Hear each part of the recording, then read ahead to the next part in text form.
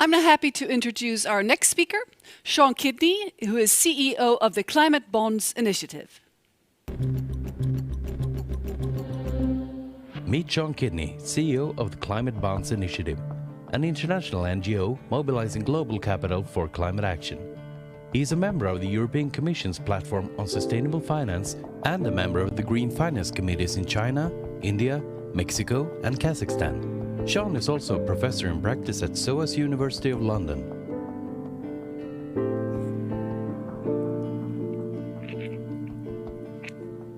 That means I can start. Well, great to have you with us. You're with us from Sydney, Australia, and you have our attention, Sean Kidney. Thank you so much. Look, you know what kind of challenge we've got. Everyone knows. We have an extraordinary species-defying extinction potential event challenge. That is, if we don't address climate change, we're going to lose a lot of species, and we could lose our own species if things go really turkey in the next couple 100 years. That's what we're faced with. This is lunacy. This is madness, because we know what to do. We have the solutions in spades: clean energy, clean transport, green buildings, sustainable agriculture, stopping cutting down the forest and planting new forest, and so on and so on. There's no rocket science here. We know what to do. A lot of it requires a lot of capital.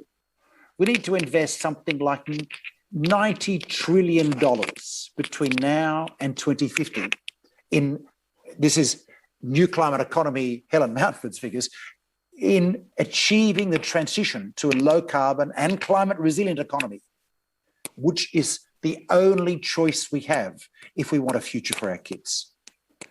The weird thing is, we are lucky because at this time in history, just this time in history, we have the capital. We actually have $100 trillion in institutional investment pockets around the world, and inflows keep growing. We simply need to move the capital from places where it's not earning enough money to pay pensions or insurance policies, like negative interest rate German, Japanese bonds, into places where it can earn a return, infrastructure in Indonesia or Brazil or Nigeria, that should also address our climate challenge. That's what it's about. Now, we have proof that this works. This isn't an academic idea, an abstract idea, because in the extraordinary green bond market that we have shown that investors will invest when they're given half a chance.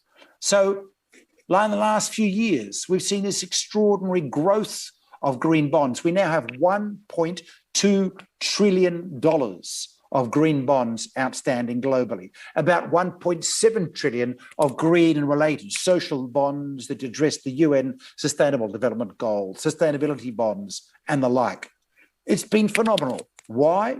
Because we twigged on something really simple a few years ago. We need to give investors, the pension funds, the insurance funds that we have set up around the world, adequate risk and yield to meet their fiduciary responsibilities. And then we need to give them ways of making that money also do good by doing well. That's the secret. We've done it. With this extraordinary bond market, now sovereign bonds, banking bonds, all around the world, we've shown it can work. And now remember, bond is simple. It's just a debt. You borrow money, but if you're borrowing money from your aunt to buy a car, and your aunt says, well, it's a good idea, but I'd like you to buy an electric car because I think that's the way of the future. And you say, sure, auntie, I'll do that.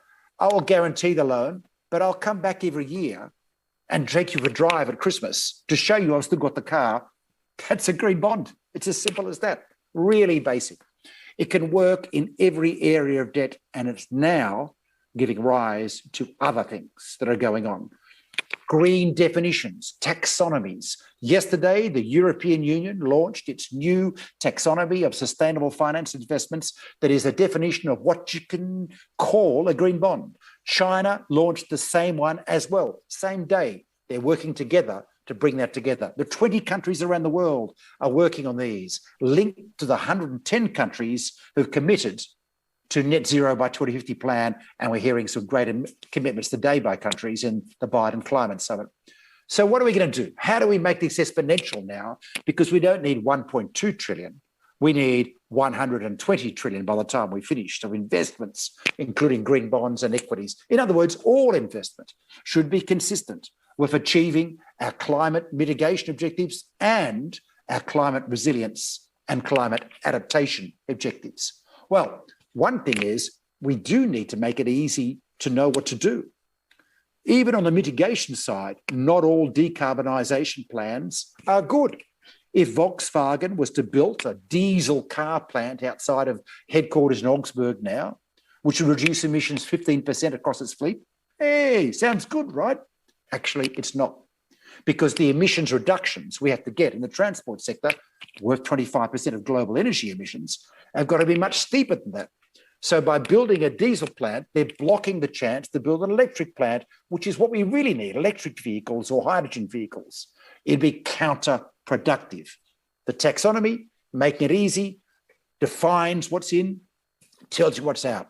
Adequate ambition to meet our Paris climate change 1.5 degrees Celsius commitments. Luckily, Volkswagen is building electric. They're not building diesel. They're doing the right thing. Not all car companies are doing that. We then need to make sure that we spread this common language about what is green across our entire economy and society.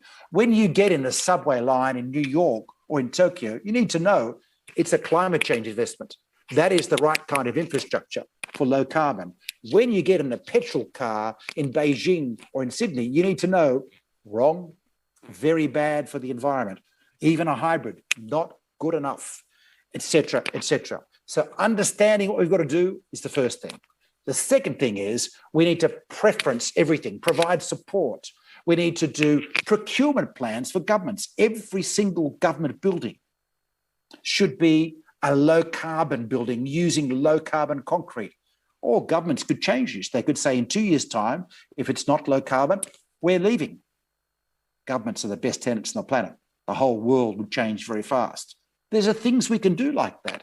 Central banks can bring in differential support for green investments. Why? Because it's going to reduce the risk of financial instability going forward if banks that are they're managing better manage the climate change impact and transition risks by shifting green. Of course, there's dozens of things we can do. Remember, we've built our society that we have now over the last 150 years through a whole series of clever ideas to mobilize capital, whether it be the railways of the US in the 1860s, where we gave the railway land to build towns around each station, and they used that money to pay for the cost of the railway across America. It wasn't taxpayer money. There's hundreds of ideas like this that we've used before. We just need to apply them to green. This last thing we've got to do is we've got to start thinking about how we shift our investments radically in emerging markets to be green on the back of cheaper money being made available by rich countries. That's it. If we can reduce the cost of building railway lines in Lagos instead of freeways, we will build them. And by the way, we'll create a clean, green society we can get around because it's impossible in Lagos now because traffic is really bad. We'll save emissions and so on and so on. And that applies to agriculture, that applies to energy, that applies to pretty well everything you can look at. Of course, that doesn't mean it's happening fast enough. We have to ramp up this. We have 10 short years to get our emissions down globally by more than 50%. To have even a reasonable chance of a future for our children. That's what's at stake here. We have to act fast, we have to act at very large scale, and we have to act in ways that are consistent with what the science says. If there's one thing we've learned from the pandemic, one thing from the last year, disaster, brutal as it being, listen to the scientists and act fast. Don't mess around. Guys, folks, women, that applies to climate. Listen to the scientists and act fast.